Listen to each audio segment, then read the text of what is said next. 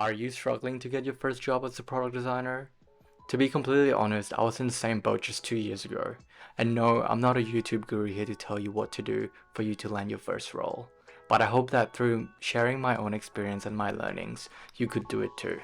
Back in January 2021, the beginning of my final year of college at UNSW, I learned about design thinking in one of my uni course, and I was really intrigued about it and wanted to learn more about why we're using it and where do we use it, like for example in UI, UX, and so on. I wanted to pursue a career in product design, but just that it was a bit too late to pivot at this point since I'm already in my final year of uni, and it would be a completely waste of time to start over again. So that wasn't really an option.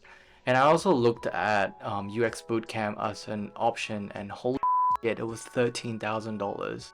And that wasn't really an option either. So I decided to just kind of suck it up and complete my degree anyway. And it was a bit of a hard decision because it didn't really align with what I was looking for or what I wanted to do. And I knew that in order for me to be employable in product design space, I need to at least have some sort of experience to showcase my work and also what I'm capable of. So I need to find other ways that is a bit more cost effective besides studying full time. Now I'm gonna share 5 things I did for me to get into product design. The first one is to be involved with the community. UNSW is one of the leading university and was very well known for a strong student society culture, and I was part of this design community called Digital Society, and I was able to be responsible for running educational workshop focusing on UI UX design. And this was such a valuable experience because I learned a lot about pretty much anything from design process to the best UI UX practices for free. And so I get the opportunity to build my professional network as well, which is quite helpful for referral later on. And the second thing I did was to reach out to mentors. I was very fortunate that when I started my journey, it was also when ADP List first came into life, and this was back in April 2021. For those who don't know what ADP List is, it's a platform where you can book one-on-one session with a mentor for free. And back then, I took this as an opportunity to connect with people and also to get feedback on the side project that I was working on back then. And I also took this to get portfolio review as well, and that has been very helpful. I got a lot of good feedback from that. And at that time, I was also a co-host of one of the podcasts that I did to help students learn more about product design. And I realized that through this experience, I learned a lot of hidden knowledge that oftentimes you won't really get it in a formal education setting like university. So I found this really cool tip from Twitter the other day that you should have a board of mentors, similar to a board of directors, but board of mentors.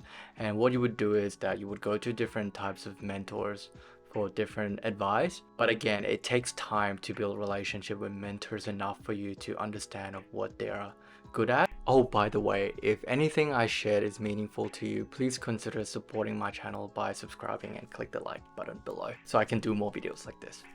Now the third thing that I did was mastering my craft. I remember spending a lot of my time on YouTube UI design tutorial to learn the ins and outs of Figma, but I'm not entirely sure whether this was an important factor for junior roles because looking at my current day-to-day, I do realize that I spend a lot of my time, in fact 80% of my time, on research. But overall, I do believe that it definitely gives me a competitive advantage over other designer for being proficient with the tool. It also gives me the flexibility to go down a specialist route later on in my career if I wanted to pursue the UI path rather than the general product designer path. Now the fourth thing that I did was freelancing, and I'm so glad that I did this one because it was such a great learning experience for me because I get paid to do the work and also to learn because I was learning as I go. But I would say my biggest takeaway from this experience is the validation that someone is willing to pay for my work. It's sort of like a proof that the countless hours that I put into this is valuable to someone, and they're willing to pay for it, and I'm doing something right. If you're planning to take freelancing a bit more serious, I would recommend watching Christo video because he has a ton of freelance stuff that is so good. Now, the final thing that I did was running my own startup. I wanted to find other ways to show my capability other than building a portfolio with case study and side projects. Now, this happened more of a coincidence, but I went to an online networking event and happened to meet Jason, who later became one of my co-founder at Viro. Together, we co-founded a startup and were on a mission to change the way people create videos.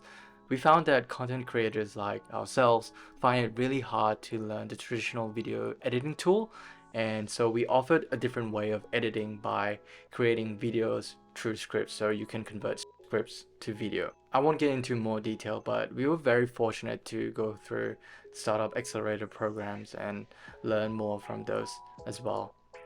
And as a result, I learned a lot about what it takes to solve problems as a founder and also as a sole designer. And this experience becomes the foundation of my career because it allows me to see design problem through different lens.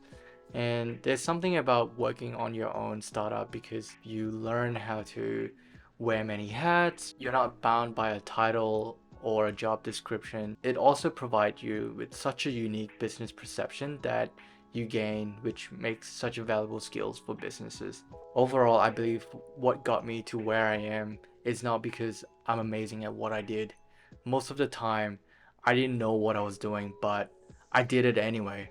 It was such a great learning opportunity for me because I stepped out of my comfort zone every time I did something different, especially building a startup that was quite difficult. So while we won a few prizes here and there with the accelerator program, it still didn't end up where we wanted to be.